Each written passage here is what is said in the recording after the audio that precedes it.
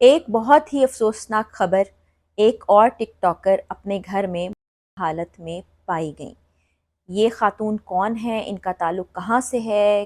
شک و شبہ کس پر کیا جا رہا ہے، ان کے گھر والے کیا کہتے ہیں، یہ خبر تمام لوگوں تک کیسے پہنچی، یہ تمام تر تفصیلات آپ لوگوں سے شیئر کرنے جا رہی ہوں۔ وہاں کے مقامی لوگوں سے کچھ انفارمیشن میں نے جمع کی ہے جو میں آپ سے شیئر کرنے جا رہی ہوں، کیونکہ ابھی خبر بہت تازہ آئی ہے۔ اس حوالے سے مزید ڈیولپمنٹس بھی ہمارے سامنے آ سکتی ہیں، جس میں مزید جو تحقیق ہوگی، جو تفتیش ہوگی، وہ بھی آپ کے سامنے رکھوں گی۔ لیکن بڑے ہی افسوس کی یہ خبر ہے۔ یہ خبر گھوٹکی کا علاقہ بگوا ہے، جہاں سے آ رہی ہے، جہاں پر سمیرہ راجپوت نامی یہ خاتون جو ٹک ٹاک کے ذریعے سے کافی لوگوں میں جانی پہچانی جاتی تھیں، اپنے گھر میں تھیں۔ ان کے گھر والوں نے ان کو دیکھا، ان کو ایسا محسوس ہوا کہ یہ بے ہوش ہیں۔ ان کو اسپتال لے جایا گیا، جہاں پر معلوم ہوا کہ یہ اب اس دنیا میں نہیں رہی ہیں، وہ جانبر نہیں ہو سکیں۔ اس کے بعد ان کو گھر لایا گیا، اور دو طرح کی چیزیں سامنے آ رہی ہیں کہ جب ان کو گھر لایا گیا تو گھر والے تدفین کرنے کا سوچ رہے تھے، لیکن مقامی پولیس کو پتہ چلا، جس کے بعد وہ وہاں پر آئے اور پھر دوبارہ سے ان کی باڈی کو اسپتال منتقل کیا گیا، جہاں پر پوسٹ مارٹم کے لیے نمونے حاصل کیے گئے تاکہ پتہ چلایا جا سکے کہ کیا ہوا ہے۔ اور دوسرا ایک موقف یہ بھی سامنے آ رہا ہے کہ گھر والوں نے پولیس سے رابطہ کیا تھا، اور پھر اس کے بعد یہ جو تمام تر اگلی کارروائی ہے یہ مکمل ہوئی ہے، اور پوسٹ مارٹم کی جب رپورٹ آئے گی تو ہی پتہ چلے گا کہ اصل واقعہ کیا ہوا تھا، اور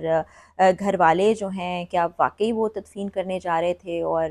لوگوں کے ذریعے سے پتہ چلا اور پولیس وہاں پر پہنچی۔ یہ جیسے ہی کنفرمیشن آئے گی آپ تک پہنچاؤں گی، لیکن اس وقت یہ دو موقف سامنے آ رہے ہیں۔ ان کے گھر والوں سے بھی پولیس والوں نے پوچھ گچھ کی ہے، ابھی تک ایف آئی آر بھی نہیں کی گئی ہے، لیکن پولیس نے دو لوگوں کو گرفتار کر لیا ہے۔ وہ دو لوگ کون ہیں وہ بھی میں آپ کو بتانے جا رہی ہوں۔ جو بھائی ہیں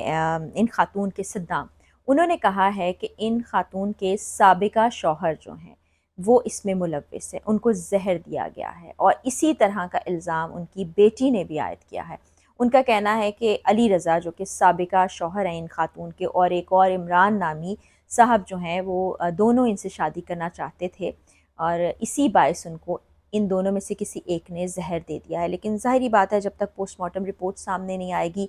وجہ معلوم نہیں ہوگی کہ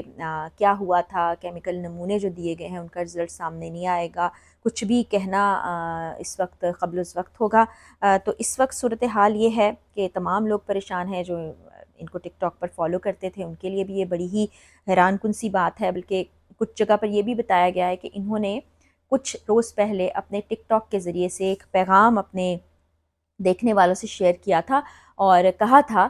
کہ اگر ان کو کچھ ہوتا ہے تو ان کے سابقہ شوہر کو اس کا ذمہ دار قرار دیا جائے، یعنی اگر میں نہیں ہوں، اس دنیا سے چلی جاتی ہوں، تو اس کا ذمہ میرے سابقہ شوہر پر ہوگا۔ تو اس وقت ان دونوں لوگوں کو گرفتار کر لیا گیا ہے۔ جو تفصیلات سامنے آئی ہیں کہ ان کی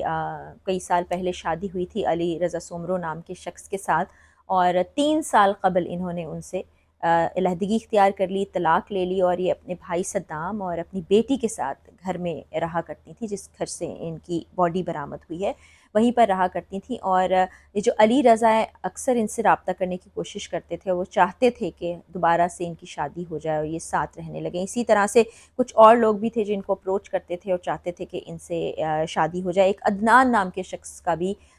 ذکر ہو رہا ہے، لیکن ابھی تک پولیس نے 2 لوگوں کو ہی گرفتار کیا۔ اب ان سے پوچھ گچھ کی جائے گی، جو بھی معلومات حاصل ہوں گی وہ ہم آپ تک پہنچائیں گے۔ لیکن ایک بڑی افسوسناک خبر ہے کہ اگر ایسا ہوا ہے کہ ان کو زہر دیا گیا ہے، زبردستی کوئی ایسی نشہ آور اشیاء دی گئی ہیں یا کچھ بھی دیا گیا ہے، تو یہ کتنا افسوسناک ہے۔ اگر کوئی خاتون اس بات پر نہیں مان رہی کہ اسے کسی بھی شخص سے شادی نہیں کرنی ہے، وہ اپنی مرضی سے اپنی زندگی گزارنا چاہتی ہے، وہ اپنی بیٹی کے ساتھ شاید رہنا چاہتی ہو، وہ نہ چاہتی ہو شادی کرنی ہے، اس تنازع پر آپ کسی کی زندگی اس سے چھین لیں۔ اور ابھی تو وہی کہہ رہی ہوں کہ ابتدائی اطلاعات ہیں، کچھ کہنا قبل از وقت ہوگا، لیکن یہ اس طرح کے افسوسناک واقعات، اس طرح کی صورتحال بہت کچھ سوچنے پر مجبور کرتی ہے کہ ہماری سوسائٹی میں آخر ہو کیا رہا ہے۔ اور اگر واقعی یہ بات سچ ہے کہ ان کے سابقہ شوہر کی جانب سے یہ سب کچھ کیا گیا، اور پھر یہ ان کی ویڈیو جو سامنے آئی تھی، جس طرح کی ان کی بیٹی نے باتیں بتائی ہیں اور ان کے بھائی نے باتیں بتائی ہیں، تو بہت ہی افسوسناک ہے۔ اب وہاں پر ایک اور بڑی پریشان کن صورتحال سامنے آئی تھی کہ ان کی باڈی کو جس طرح سے اتارا جا رہا ہے، جس طرح سے ایک پراپر کوئی گاڑی یا ایمبولنس بھی موجود نہیں ہے جس کے ذریعے سے ان کو لے کر اسپتال جایا جا رہا ہے جہاں پر ان کا پوسٹ مارٹم ہونا تھا۔ تو یہ ایک اور حقیقت ہم پہ واضح کرتی ہے کہ بنیادی سہولیات ہی ہمارے بہت سے شہروں میں موجود نہیں ہے کہ وہاں پر ایک زندہ انسان کو ابتدائی طبی امداد دینا کیسے ممکن ہوگا۔ پھر ایک جس خاتون کو یہاں لایا گیا ہے اس کا پوسٹ مارٹم ہوگا، پوسٹ مارٹم کیسا ہوگا، ہسپتال کی صورتحال بھی ہم نے دیکھی ہے۔ تو بہت سے ایسے سوالیہ نشانات ہیں۔ بہرحال یہ ایک کیس ایسا ہے جس کو سلجھایا جانا چاہیے۔ اب پولیس اس میں انوالو ہو گئی ہے، لیکن بات یہ ہے کہ اب ایف آئی آر کیوں نہیں اب تک کاٹی گئی؟ یہ گزشتہ رات سے کہہ رہے ہیں کہ یہ سلسلہ چل رہا ہے،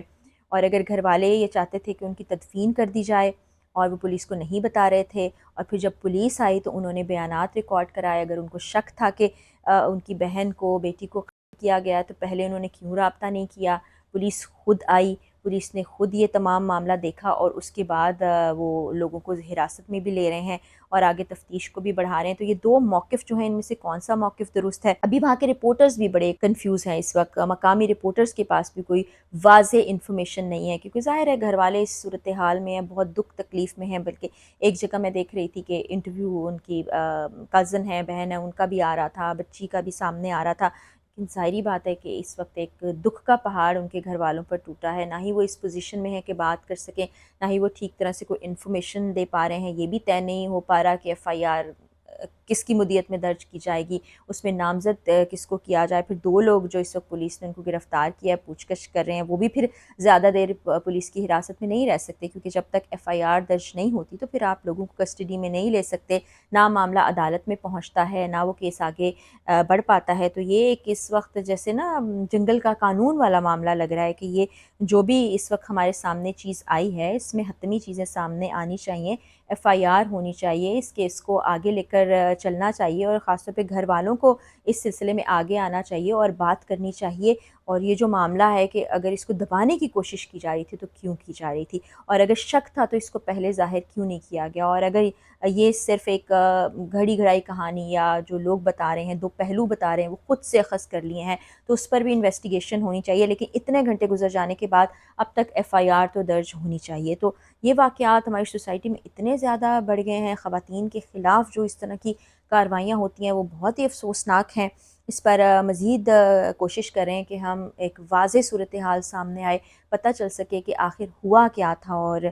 اگر کوئی اس کے پیچھے ملوث ہے تو اس کو پھر قرار واقعی سزا دی جائے، اور اگر ایسا کچھ نہیں تھا تو پھر اس کو پولیس سے خفیہ کیوں رکھا گیا، اور اگر پولیس کو بتایا گیا ہے تو پھر ایف آئی آر کیوں اب تک درج نہیں ہوئی۔ تو کوشش کریں کہ مزید تفصیلات بھی جان سکیں۔ یہ ابتدائی جو چیزیں سامنے آئی تھی وہ آپ سے شیئر کی ہے، آگے جو بھی صورتحال بنتی ہے یا جو بھی تحقیق سامنے آتی ہے وہ بھی آپ سے شیئر کروں گی۔ اگلی ویڈیو میں بشرط زندگی ملاقات ہوگی۔ اجازت دیجیے، اللہ حافظ۔